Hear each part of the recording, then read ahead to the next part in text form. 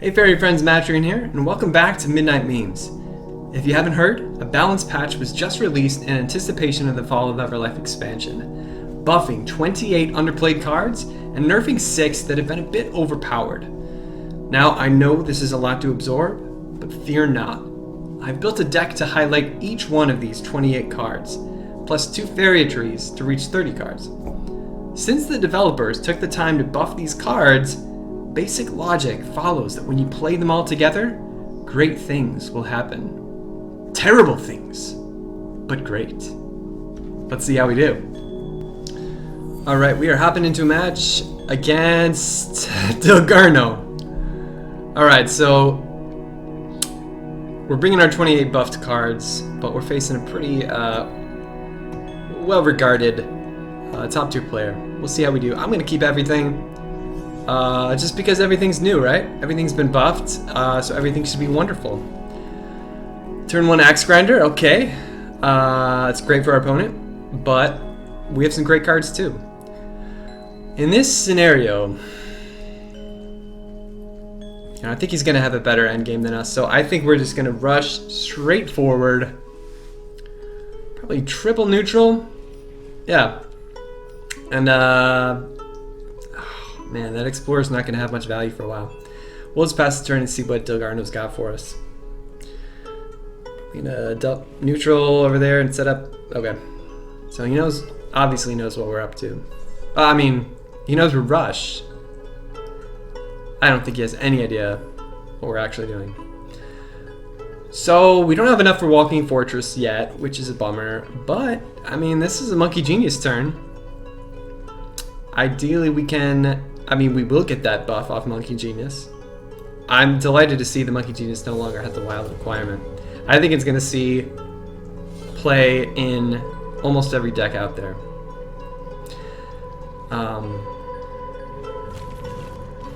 I don't see why you wouldn't run it. Queen's card. Man, what are we doing? Come on, Delgarno. We're trying to have fun here. Let's get a mountain down. Devouring plant? I don't know. Sure. It's something. Now should I have done... Oh my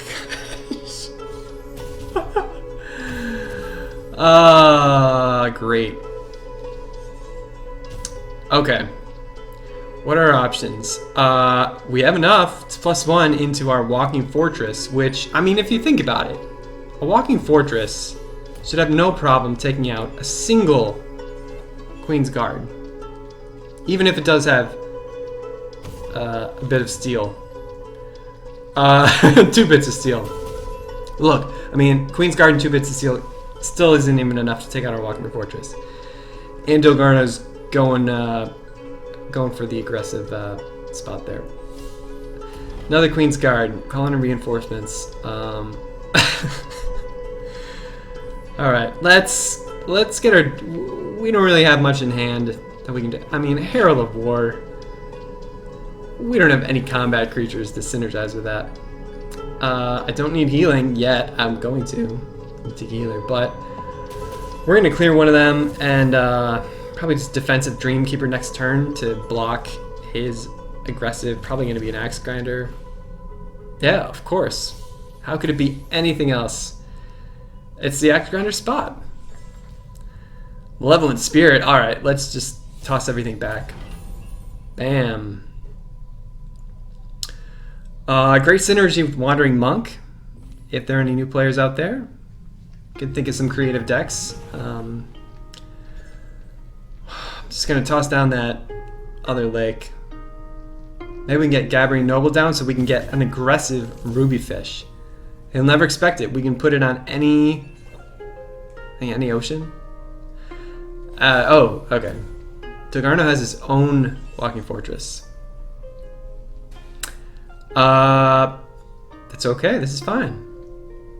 This is fine. We have 4/4. Caldera Explorer. Tower the Forest World. And Oath to Oblivion. We have the 5 desert cost. We're going to drop our Explorer. Won't be able to explore very much. Because our opponent is fairly aggressive. Not really feeling our memes today, I guess. We don't have enough land or fairy next turn for our Gabriel Noble, unfortunate cat. Sky. Oh, Tolgarno. Why are you trying so hard? We're just trying to have fun. Alright, we're gonna put a Herald of War. See if that terrifies him. And we'll +1, because we don't have any other options. I thought these cards were supposed to be buffed. This is not a buff. They're supposed to work perfectly together. Full 28 card synergy. You've let me down, Abrakam. You've let me down. And Bomb Slinger. There's a... Oh my goodness. What do we even do here? You know, I think we're still in it because Firebringer. Oh, Firebringer is such garbage. You know, it's not garbage though. Architect. Architect got a great buff and should carry us. No structures to buff, but I mean, it's gonna. Alright, you know what? Good game to Delgarno. Trying his best. With a third gift to steal, taking it home. Let's see if we can recover from that next game. That was terrible.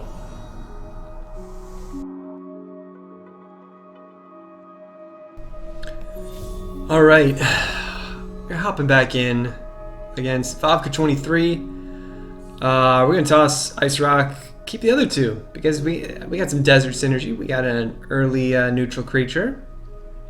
I think we can recover. Let's make it happen. I'm gonna drop a desert there. Man, Skyward Swordfish just has... Yeah, we'll go with our Longhorn. Yeah, just to get a collector down. Probably double neutral next turn and see what our opponent's got. Skyward Swordfish. And that 4 land requirement is rough. Blazing Salamander, alright. So we got a forest on the other side. And a lake now. Sturdy Shell, alright, so we got blue-green enchant. That's obvious. So what he's going to try to do... Alright, Caldera Explorer. What I'm considering here is... So he's going to buff this up to a 5/5. I mean, ideal circumstance. So I'm thinking of placing a Malevolent Spirit, even though we don't get the...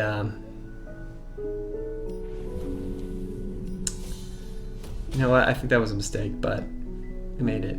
Idea being we can slam in to his Sturdy Shell with Malevolent Spirit, and then set up for a Blazing Salamander play where we wipe it out. Fairy opponent has a lot of Fairy Wild Avenger. Right. How do we deal with that? Tiki Chieftain. Alright, we have to set up a mountain. I want to get some Blazing Salamander value. And the mountain will also help us with the Sky Swordfish. Now, their Explorer, even though it's not buffed yet, we'll see what our opponent decides to take out. He'll probably take out the Explorer. I mean, that's fine, I guess. We can trade in with a Malevolent Spirit. And let's see, 8 Fairy Runin.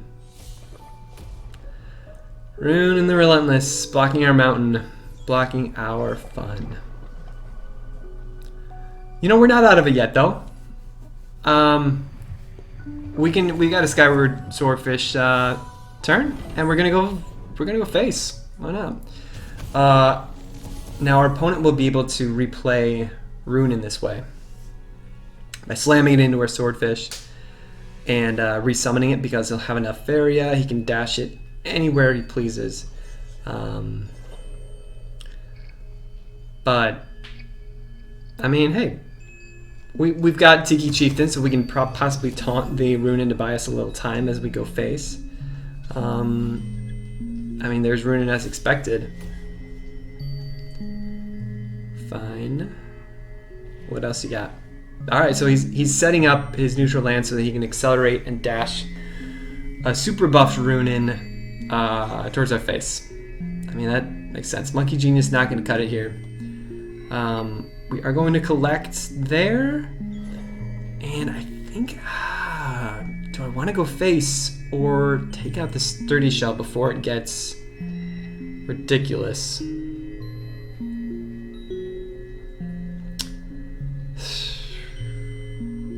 His Runin can take out our Swordfish, but in doing so it would make it susceptible to Blazing Salamander. That could also be a good Blazing Salamander. You know what? I'm going to keep our Swordfish alive to the extent possible, and have him slam Runin into our Longhorn Yak, because that will also give us the Last Words ability on whatever creature we draw next.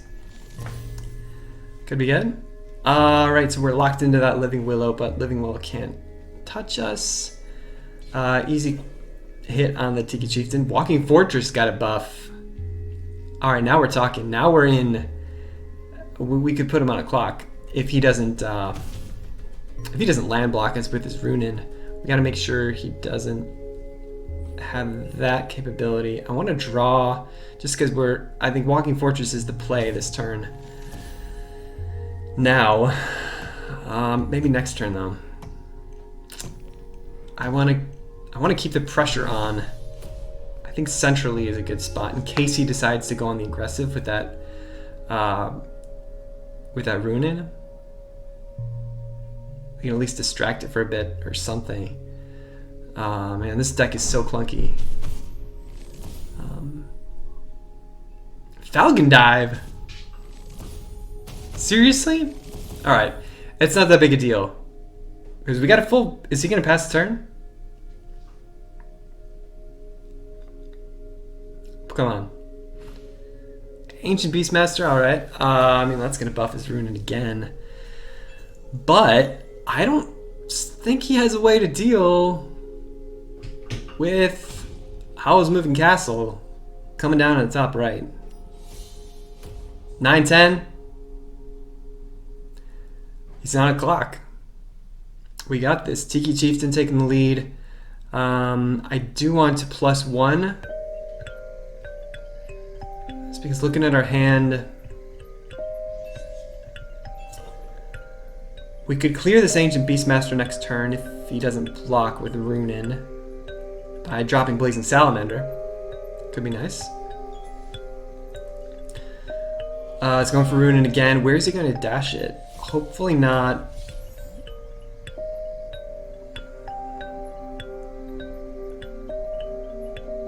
That's fine. Oh, and he's taking that. See, that's an odd play.